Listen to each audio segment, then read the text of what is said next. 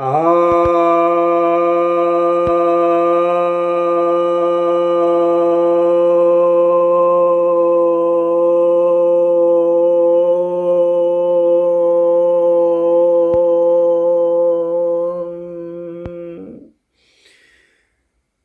सभी भक्तजनों को सप्रेम नमन। भक्तों, आज महर्षि पतंजलि द्वारा रचित योग सूत्र ग्रंथ के तीसरे अध्याय, जिसे विभूति पाद भी कहते हैं, के 28वें सूत्र की व्याख्या करने जा रहा हूं। यह 28वां सूत्र कहता है ध्रुवे तद गति ज्ञानम, अर्थात ध्रुव में संयम करने से गति का ज्ञान होता है।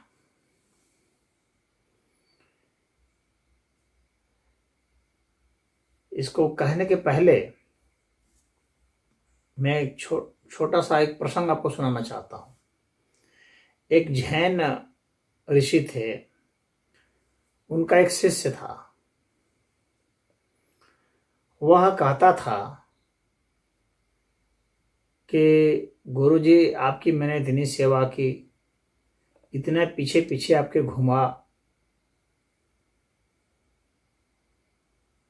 इतने इतने बरस बीत गए, आपने अभी कुछ मुझे उपाय नहीं बताया ध्यान साधना का। संयोग ऐसा था कि वे लोग उस समय एक पुल को पार कर रहे थे। तो गुरु ने कहा कि बेटा, ऐसा है कि तुम ये नदी देख रहे हो? कहा, हाँ गुरुजी, देख रहा हूं। और ये पुल भी देख रहे हो जिससे हम नदी पार कर रहे हैं? कहे, हाँ हाँ देख रहा हूं।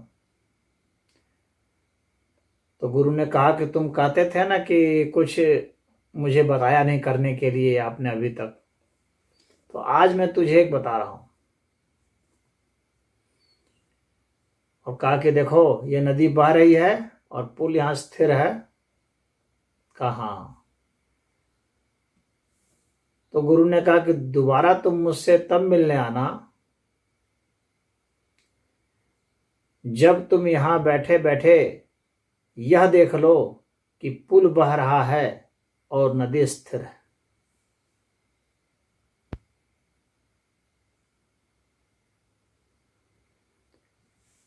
तो ध्यान की वह अवस्था जहां पर कि कोई एक चीज जिसे आप ध्रुव बनाते हैं, उसके रेस्पेक्ट में, उसके सापेक्ष में बाकी चीजें बहने लगती हैं। जो आपको आज बहती हुई प्रतीत होती हैं, चलती हुई प्रतीत होती हैं, जिनकी गति का आपको ज्ञान होता है, वह किसी न किसी के सापेक्ष में है, किसी न किसी का रेफरेंस पॉइंट से ही वह बहता हुआ कोई महसूस हो रहा है। कोई घटना है, वो महसूस हो रही है कि ये गति कर रही है। कोई चीज है, महसूस हो रही है कि ये जा रही है।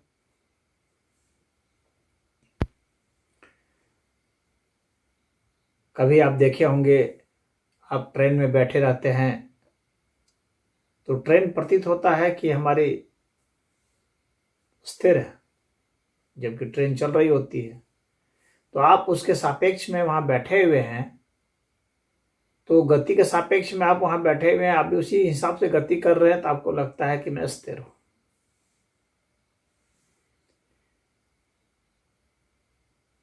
तो यहां पर महर्षि पतंजलि जी ने एक सूत्र दिया है कि गति का पता कैसे चलता है।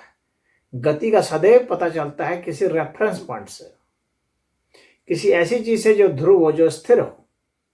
यही कहा है कि जो स्थिर चीज है उस पर जो है आप संयम जब करते हैं तो आपको गति का बोध होता है। तब तक गति का बोध नहीं होता जब तक कि कोई स्थिर पॉइंट नहीं हो, स्थिर बिंदु नहीं हो। इतने बड़े स्तर के फिजिक्स का सिस्टम यहां पर इन्होंने बताया है। फिजिक्स का एक बहुत महत्वपूर्ण लॉ बताया है, लेकिन अब इनको क्रेडिट लोग देंगे कि नहीं देंगे इतने पुराने समय के, आज के जो भौतिक विज्ञान के जो वैज्ञानिक लोग हैं वे तो मानेंगे कि नहीं मानेंगे, लेकिन यहां तो स्पष्ट कह दिया गया, ध्रुवे तद गति ज्ञान, जो ध्रुव है यानी जो अटल है, स्थिर है, उसके रेस्पेक्ट में ही गति का ज्ञान होता है।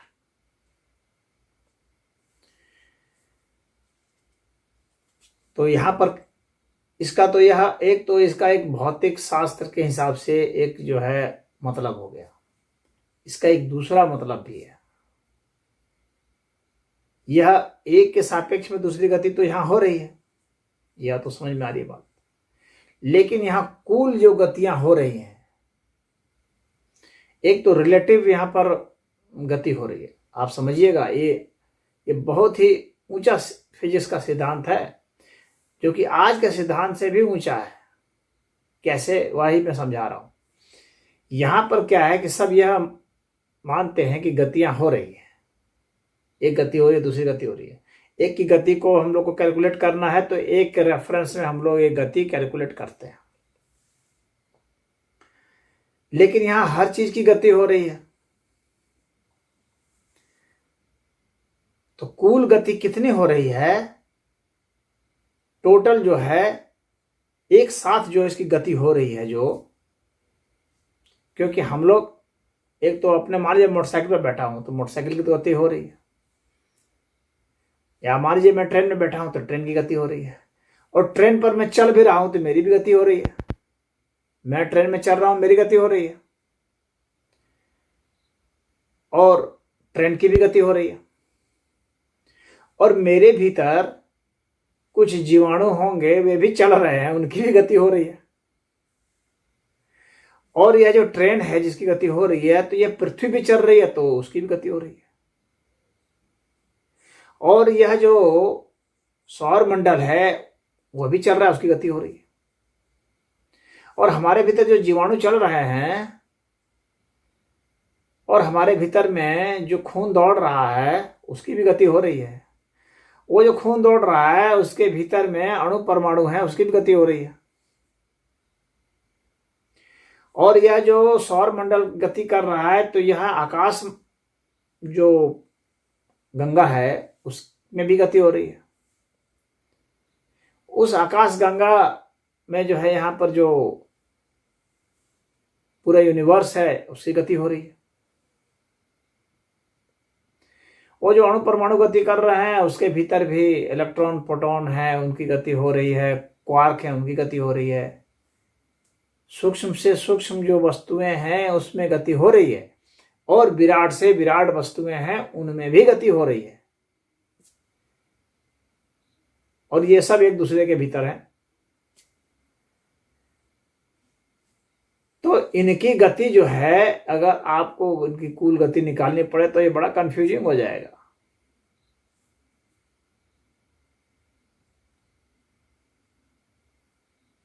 और सदैव जो है, इसीलिए आइंस्टीन ने एक सिद्धांत दिया था, कहा कि ऑब्जर्वर जो है वो बहुत महत्वपूर्ण है, ऑब्जर्वर के हिसाब से ही गति होती है। तो हर एक की गति अलग अलग है ऑब्जर्वर के हिसाब से। ऑब्जर्वर कहां पर है, कहां पर वो देख रहा है, देखने वाला कहां है, उसके हिसाब से गति है, और देखने वाले की गति क्या है उसके हिसाब से गति है। तो इसलिए जो एक रेफरेंस पॉइंट होता है वह है स्थिर पॉइंट, शाश्वत पॉइंट। उसके अनुसार से ही आप गति आंकेंगे तो सही गति आंकेंगे। जो चीज गति हो ही रही है उसके हिसाब से आप आंकेंगे तो सही गति नहीं होगी। एक जो है एक रेस्पेक्टिव गति तो होगी जो आप आंक सकते हैं, लेकिन सही गति नहीं हो पाएगी, कभी रियल कैलकुलेशन नहीं होगा। वो नदी की धारा भी गति कर रही है, नाव भी गति कर रही है, तो हम लोग जो है नदी की धारा में गति कर रही है, नाव भी गति कर रही है, तो हम लोग उसके हिसाब से उसकी नदी की धारा की गति को माइनस कर दे रहे हैं, तो कह रहे हैं कि इसकी ये गति है। अरे कैसे गति है भैया, पृथ्वी भी तो गति कर रही है।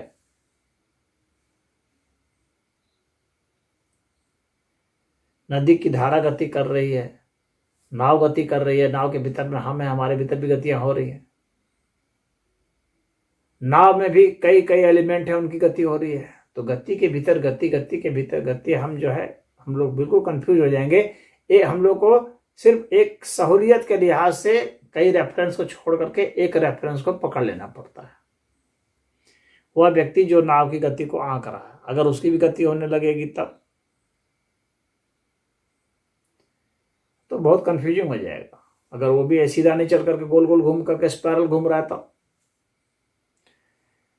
कई प्रकार की गतियां होती हैं। गतियां भी कोई जरूरी नहीं कि ऐसी डायरेक्शन में हो, गोल गोल भी हो सकती है, स्पाइरल वे में भी हो सकती है, आड़े तिरछे हो सकती है, आगे पीछे हो सकती है, ऊपर नीचे हो सकती है, कई तरह की गतियां होती हैं। लेकिन सभी गतियों को जानने के लिए यह जरूरी है कि हम लोग को यह पता होना चाहिए कि अस्थाई पॉइंट क्या है। तो इसी को यहाँ पर कहा है कि ध्रुव के गति का, ध्रुव में संयम करने से गति का ज्ञान होता है। तो ध्रुव जो है हमारे भीतर, वास्तव में ध्रुव क्या है? जो कभी नहीं बदलता है, जो हमारा मूल है, जो कभी नहीं बदलता है। तो इस पूरे अस्तित्व का जो मूल है वह परमात्मा है। वो परमात्मा है जिसके रेफरेंस पॉइंट पर ही ये जो संसार है, संसार का मतलब इसमें गति है, जिसको जगत कहते हैं। ज मतलब जन्मना और गत मतलब गति करना। तो यह जगत है जो जन्मता है और गति करता है। तो परमात्मा के रेफरेंस में यहाँ पर सब गतियां हो रही है, और उससे ही, उसके रेफरेंस से ही जब हम निकालते हैं तो सही निकाल सकते हैं। एक यूनिवर्स गति कर रहा है, दूसरा यूनिवर्स भी गति कर रहा है, कई यूनिवर्स हैं यहाँ, तो अनंत ब्रह्मांड है, कोई एक ब्रह्मांड नहीं है। तो अनंत ब्रह्मांडों की गतियां हो रही हैं। तो यहाँ कहते हैं कि ध्रुव पर संयम करो जो स्थिर है, अटल है। तो कुछ लोग इसका रेफरेंस, इसका ये निकालते हैं कि ध्रुव का मतलब जो है ध्रुव तारा है। ध्रुव तारा ठीक है, स्थिर है, लेकिन ऐसा भी स्थिर नहीं, क्योंकि तारा है तो वो गति करेगा ही, तो वो स्थिर कहाँ रहा। पुराने जमाने में यह मानते थे कि ध्रुव तारा जो है वह स्थिर है, बहुत लोग मानते थे, क्योंकि वह इतनी दूर है कि गति जो है उसकी हम लोग को समझ में नहीं आती है। जब भी हम लोग देखते हैं तो लगता है कि वो वहीं पर है। अब गति इतनी ज़्यादा दूरी है उसकी कि उसकी गति का हम लोग को यहाँ से कोई रेफरेंस नहीं मिल पाता है, तो हम लोग सोचते हैं कि वो वहीं पर स्थिर है। और चूंकि चमकता है, बहुत चमकीला है, तो हम लोग मानते हैं कि वह स्थिर है, और हम लोग के लिए एक रेफरेंस पॉइंट है, वहाँ से हम लोग पूरब पश्चिम उत्तर दक्षिण का आकलन कर लेते हैं। तो जो ज्योतिषाचार्य थे, जो खगोलविद थे, वे उससे रेफरेंस पॉइंट लेते थे। लेकिन तारा चाहे कैसा भी हो, कितना भी दूर हो, वो स्थिर तो नहीं रहता है, गतियां तो होती रहती हैं। स्थिर सिर्फ और सिर्फ जो चेतन तत्व है वही होता है। जो शाश्वत तत्व है वो परमात्मा है, परम चेतन, वही स्थिर तत्व है। और एक अर्थ में कहा जाए तो वह स्थिरता से भी परे है। उनके रेफरेंस पॉइंट से ही गति का ज्ञान होता है। यानी यदि हम उसमें संयम करने लगे, उसमें धारणा ध्यान करने लगे, तो हमें संसार की गतियों का भान होगा, सबकी गतियों का भान होगा, सबकी स्पीड का भान होगा, और कौन क्या होने वाला है, कौन क्या बनने वाला है, कौन क्या चाल चलने वाला है, उनका भी ज्ञान होगा। तो हर प्रकार की गति का ज्ञान होगा। तो इसलिए व्यक्ति ध्यान में जब लीन होता है, संयम करता है, और अपने श्वास पर केंद्रित करते हुए, जो सुषुम्ना नाड़ी है उसमें जो ब्रह्म नाड़ी है, उस ब्रह्म नाड़ी में जब हम प्रवेश करते हैं तो हमें पता चलता है कि बाकी सब चीज़ें कैसे गति कर रही हैं। जैसे कि कोई कील है, ध्रुव है, वो जो कील है वह स्थिर होता है, और उस की धुरी जो है, कील जिस धुरी कह रहे हैं, तो वह धुरी जो है स्थिर है, उसके इर्द गिर्द जो है पहिया घूम रहा है। तो यह जो ब्रह्मांड का जो पहिया है यह घूम रहा है, और जो स्थिर है इसके मध्य में, एक तरह से आपको समझाने के अर्थ में कह रहा हूं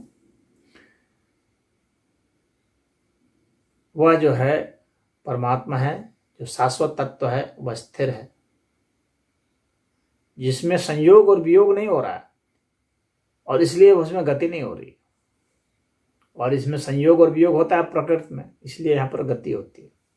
और इस गति का प्रेरणा जो है, जो ऊर्जा है, उस ऊर्जा की जो प्रेरणा है आदि शक्ति, और उसकी जो प्रेरणा है वो शिव शक्ति है। तो उस शिव तत्व से ये गति की प्रेरणा होती है, उससे ही ये गाइड हो जाता है, और वो स्थिर रहते हुए इसे गाइड कर लेता है। तो इसी उसे ही ध्रुव आ गया। एक परमात्मा ही है जो ध्रुव है, बाकी और कोई ध्रुव नहीं होगा। तो इस सूत्र में इतना ही। उम्मीद है कि आप इसे समझ गए होंगे, और जो अलग पॉइंट से बात करते हैं कि जो खगोल शास्त्री देखते थे, जो मैं कह रहा था कि वह जो ध्रुव तारा है, उस ध्रुव तारा को रेफरेंस करके कि वह स्थिर है, उससे जो है ग्रहों की गति, नक्षत्रों की गति, चंद्रमा की गति वगैरह अन्य तारों की गति को खगोल शास्त्री सब आंका करते हैं, रेफरेंस पॉइंट से आंक लेते हैं। तो मैं समझता हूं कि आपको आध्यात्मिक अर्थ इसका समझ में आ गया होगा, भौतिक अर्थ में समझ में आ गया होगा, और फिजिक्स का इतना बड़ा सिद्धांत उस जमाने में महर्षि पतंजलि जी ने दिया है, इसके लिए बहुत बहुत नमन। ओम।